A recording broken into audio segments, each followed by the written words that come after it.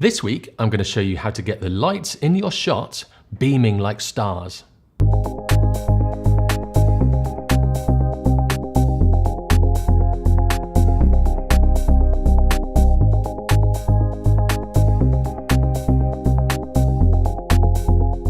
As full-frame cameras become more accessible, like for instance the A7 III or the Canon 6D, the shallow depth of focus look is all the rage at the moment. However, if you always shoot at the widest aperture, there's a look that you're missing out on. It's this look, where any bright spots of light in your shots start starring beams of light from them.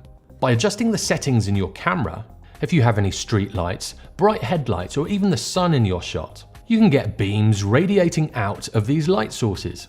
Most cameras can produce this effect, from pocket cameras right through to professional level cameras. You just need to be able to manually control the aperture. Different lenses can produce different amounts of beams, so I'm going to try a few different lenses to see what different results I can get. To get these light beams, first of all, the light source has to be a solid hard light. On a clear day, the sun will do it, but if there's a lot of haze, it won't. If you have street lamps, they will produce them, but a larger light source like an LED display panel, when big enough in the frame, won't produce them.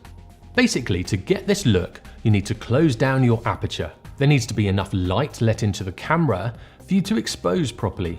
So if you're shooting at night, you definitely need your camera on a tripod. So here is a sequence of images from my camera in Aperture Priority, going from the widest to the narrowest aperture. As you can see, as I close down the aperture, the beams start to appear, around about f11 depending on the camera.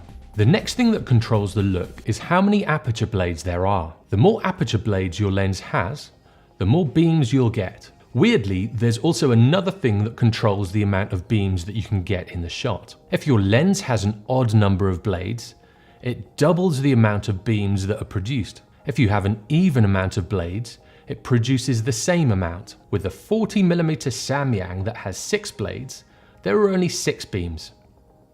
With the 10-18 Sony, it has 7 blades, and this produces 14 beams. With a 50mm 1.4 Canon, it has 8 blades, and there are 8 beams. And with the Sony 85mm 1.8, there are 9 blades, and this produces 18 beams. This is really weird, and the first time I was told this, I didn't believe it. But I went out and tried, and these were the results that I got. Just make sure you don't use a telephoto lens and point it at the sun. This could damage the inside of your camera. A little bit like an 80s kid with a magnifying glass and some ants. But we won't go into that. One thing to be aware of is you really need a clean lens. Any bits of dirt or dust on the lens will show up as you're dropping that aperture down. These will become obvious when you look at the shot. So make sure the front and the back elements are clean. And that's about it. Whenever I'm shooting and I have some of the shots with street lights, car lights, or the sun in it, I always make sure that I get a shot where I have these beams of light radiating from these points. It's another look that you can have, and it adds to the repertoire of shots that you can produce. As always, if you like what you see, give me a thumbs up. If you didn't, give me a thumbs down. And for weekly tutorials, hints and tips in photography and videography, subscribe and turn on notifications. I'll see you in the next one.